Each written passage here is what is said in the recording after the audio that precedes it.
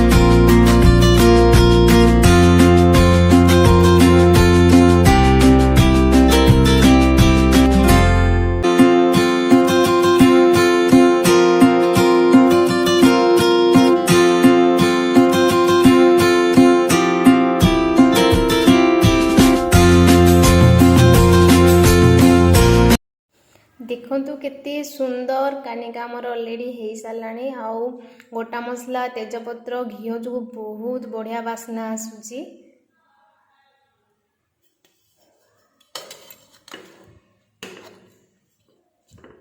पूरा रेडी हो जाइए आमर कानिका।